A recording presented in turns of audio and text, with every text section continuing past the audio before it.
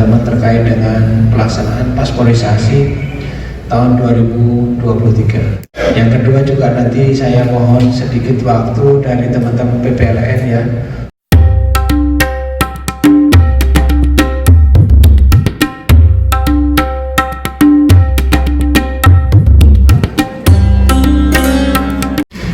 Pertama tentunya mari kita panjatkan puji syukur kepada Allah SWT yang terus senantiasa memberikan rahmat dan hidayahnya, kasih sayang yang luar biasa, sehingga pada pagi ini kita dapat berkumpul di sini untuk belajar bersama, tapi sekaligus juga nanti ada pencerahan informasi dari teman-teman terkait dengan pelaksanaan pasporisasi tahun 2023. Yang kedua juga nanti saya mohon sedikit waktu dari teman-teman PPLN ya, untuk nanti sharing dengan Anda semua terkait dengan persiapan kita menghadapi pemilihan luar negeri. Ini juga tugas yang sangat menantang bagi kita, sangat mulia tapi juga sangat menantang. Tahun 2024 nanti kita akan melaksanakan pemilu. Jadi itu dua agenda utama kita untuk pertemuan kali ini. Sebelum yang lain tentunya saya selain mengucapkan terima kasih atas kehadiran Bapak dan Ibu sekalian, saya juga mohon maafnya karena sekali lagi kami mengganggu tugas-tugas Ibu dan Bapak sekalian. Saya paham bahwa kita semua bukan pengangguran. Kita semua di sini punya tugas masing-masing ya. Tapi saya mohon maaf atas nama teman-teman semua. Sekali lagi mengundang Ibu dan Bapak sekalian untuk menyisakan waktu sedikit saja berbagi dengan kami mengenai itu dua tugas tadi itu ya. Jadi saya sekali lagi mohon maaf. Saya paham ini waktunya bukan waktunya orang tidur, tapi waktunya orang kerja. Dan kami mohonkan lagi kesediaan Bapak Ibu sekalian untuk hadir di kajian ini. Yang pertama mengenai pasporisasi. Kita paham tahun kemarin sudah ada program itu yang kita laksanakan selama 2,5 bulan, yaitu pada tanggal 10 Oktober sampai 10 Desember. Dari pelaksanaan selama 2,5 bulan itu kita mencatat ada, kalau nggak salah 13.000 sekian apa ya, 13.612 yang kita layani. Yang mendaftar bahkan 17.185. Lebih dari 17.000 mendaftar, yang bisa kita layani waktu itu 13.600-an. Nah sampai saat ini ada 13.034 paspor yang sudah kita terbitkan, dan saya asumsikan ini sudah diterima. Masih ada 54 orang.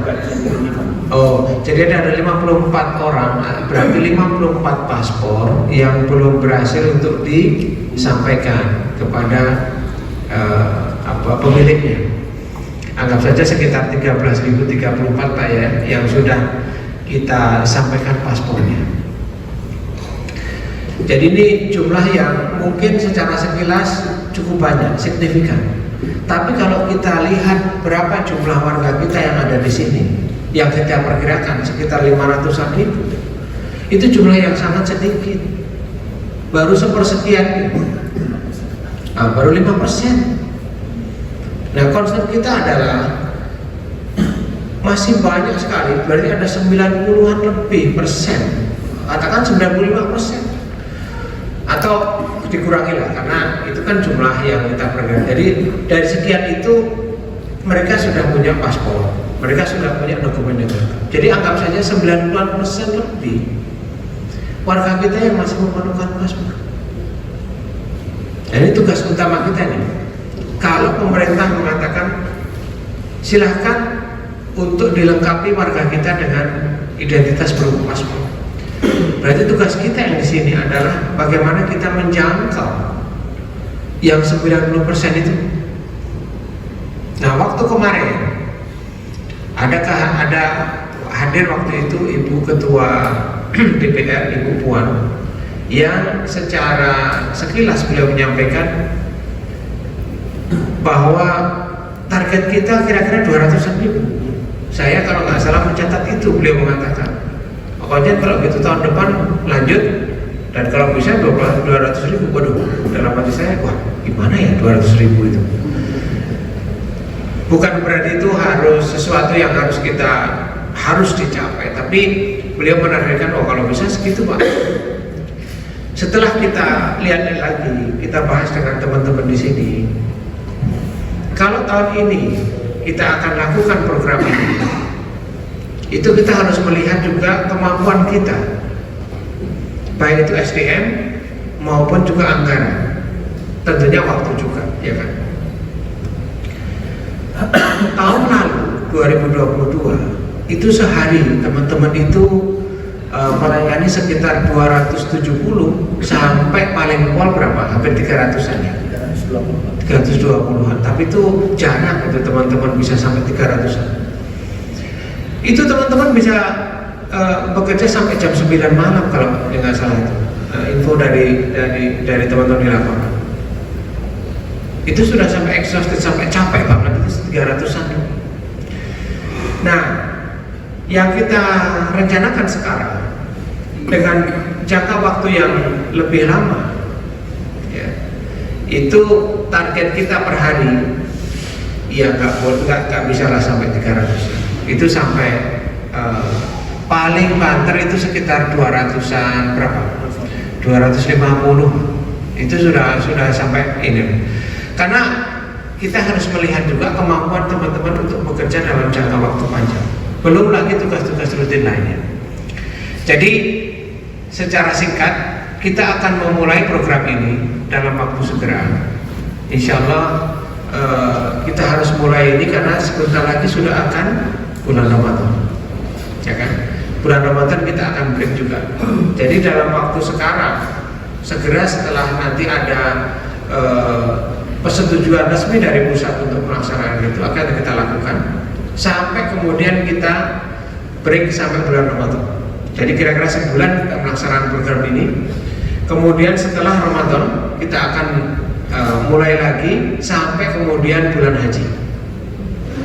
Ya, memang kan putus-putus tapi nggak apa-apa, daripada kita nanti menunggu setelah haji. Ya lumayan kan, ini sekitar 1 bulan kita mulai sebelum Ramadan. Setelah Ramadan kita mulai lagi mungkin 1,5 bulan atau 2 bulan sampai kemudian datangnya bulan haji. Kita akan berhenti lagi karena kita akan mengurusi haji. Setelah haji selesai, 17-an selesai, kita akan mulai lagi. Jadi insya Allah nanti akan ada 3 tahapan sekarang.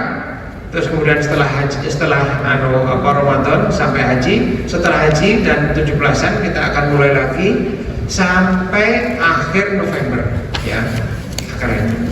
Nah, all in all semuanya kira-kira 6 bulanan ya, 6 bulan atau 7 bulan total itu selama tahun ini 7 bulan.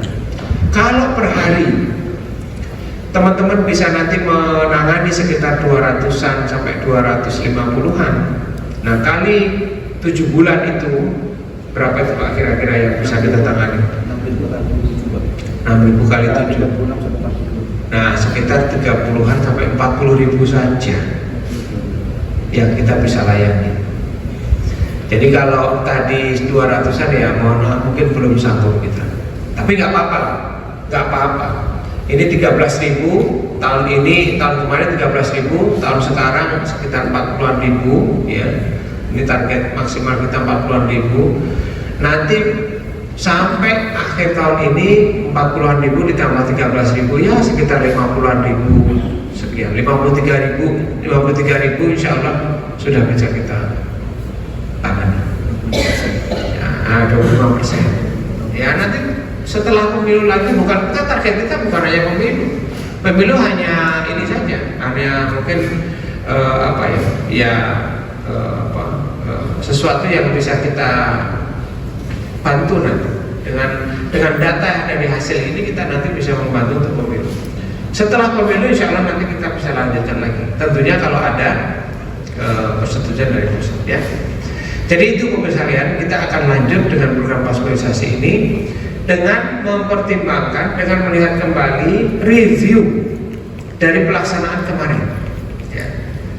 Nah nanti forum ini akan saya gunakan untuk meminta masukan dari Bapak sekalian, apa yang harus kita perbaiki untuk pelaksanaan pasporisasi tahun ini. Ya, apa saja masukan dari Bapak sekalian terkait dengan pelaksanaan kemarin, mana yang kurang, tolong disampaikan sehingga kita bisa lebih baik. Dari kami, selain tadi itu review, selain kita harus menyesuaikan dengan kemampuan teman-teman di lapangan, juga ternyata memang kita terus terang ya, secara umum sudah baik, tapi perlu ditingkatkan pemahaman teman-teman di lapangan, kesamaan pemahaman teman-teman di lapangan, sehingga nanti pada saat melayani itu sama.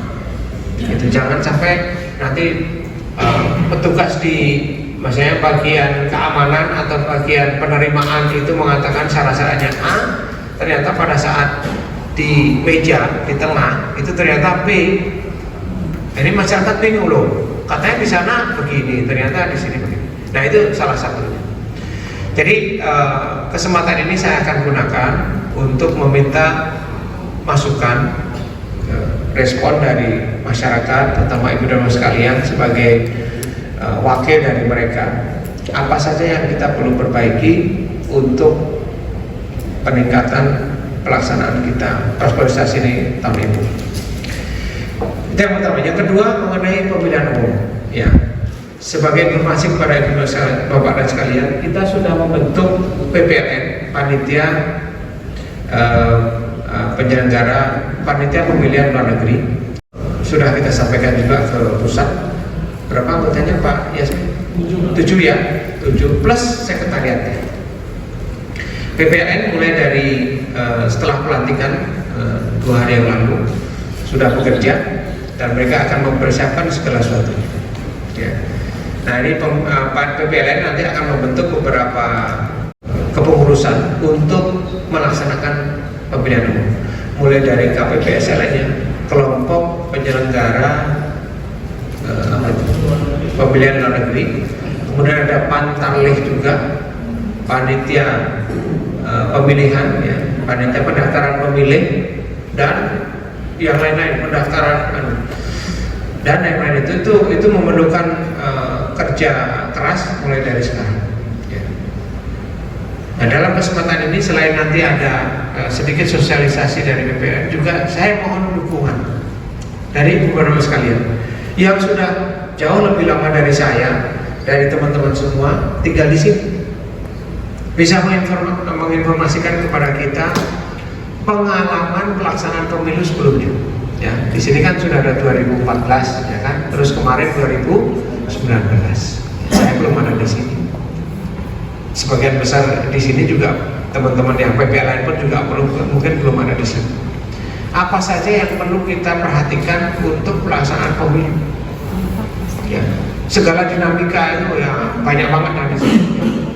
Ya, masyarakat kita gimana dan sebagainya, itu yang perlu kita perhatikan sehingga pelaksanaan pemilu nanti bisa berjalan dengan aman, ya, tertib, lancar. Ya, jangan sampai muncul kehebohan yang tidak perlu. Ya. Itu pengantar dari saya. Sekali lagi saya mohonkan nanti Bu Neni secara teknis mungkin menjelaskan apa saja langkah-langkah yang kita harus lakukan terkait dengan pasporisasi. Kemudian nanti dari tim PPLN, mohon siapa nanti yang bisa memberikan briefing atau update kepada anggota masyarakat terkait dengan persiapan pemilu.